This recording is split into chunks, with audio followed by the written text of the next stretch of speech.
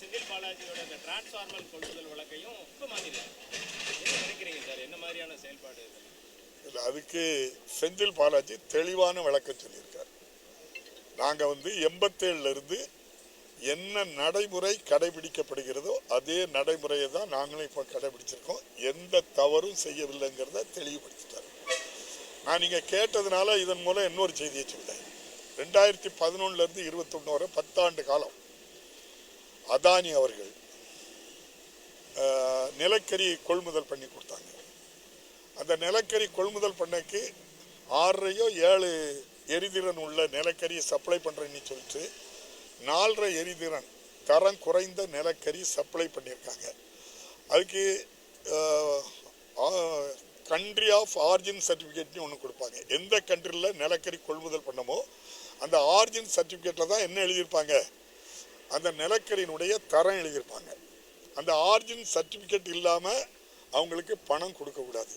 ஆனால் ஏடிஎம்கே ஆட்சி அதானி நிலக்கரி சப்ளையில் ஆரிஜின் சர்டிஃபிகேட்டே இல்லாமல் ஒரு ஃபேக் நிறுவனத்தை வச்சு இது தரமானதான்னு சொல்லி ஃபேக் ஆட்டு சர்டிஃபிகேட் கொடுத்து முழு ஊழல் பண்ணது ஏடிஎம்கே ஆட்சியில் அதானி சேர்ந்து பண்ணாங்க. அதுக்கு நான் சொல்லலை இந்த ஊழலை. சிஏஜி ரிப்போர்ட்டு 826 கோடி ரூபா ரேண்டமாக பார்த்ததில் 826 கோடி ரூபாய் ஈபிக்கு மின் வாரியத்துக்கு இழப்பு ஏற்பட்டிருக்கிறது. எதிலிருந்து? அதானிய ஏடிஎம்கே ஆட்சியில் 2011 21 வரைக்கும் அவங்ககிட்ட அதானிட்ட நிலக்கரி கொள்முதலில் மட்டும் 826 கோடி ரூபா ஈபிக்கு இழப்புன்னு சொல்லியிருக்கு. அந்த சிஏஜி ரிப்போர்ட்டை வச்சு இடியோ சிபிஐயோ அல்லது ஏன் நீதிமன்றமோ சூமோட்டாவாட்டு அதை எடுத்து விசாரிக்க தயாரா? அவ்வளோதான்.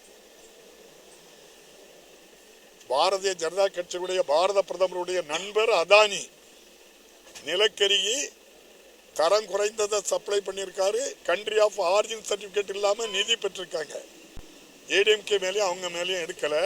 ஆனால் அதே தவறு செய்ததாட்டு பிஎஸ் அப்துல் ரஹ்மானுடைய பையன் புகாரி அரெஸ்ட் பண்ணி அவரை 2 வருஷம் ஜெயிலில் இருந்தார். அதுக்கப்புறம் அதானி ஆட்கள் போய் அவர்கிட்ட பேரம் பேசி அவருக்கு 600 மெகாவாட்டு மின் நிலையம் தூத்துக்குடி பக்கத்தில் இருக்கு. அந்த 2 மின் நிலையத்தையும் எழுதி வாங்கியாச்சு அதானி கம்பெனிக்கு. அதுக்கப்புறம் தான் அவரை ஜாமீன்லேயே விட்டுருக்காங்க. அப்போ அதானி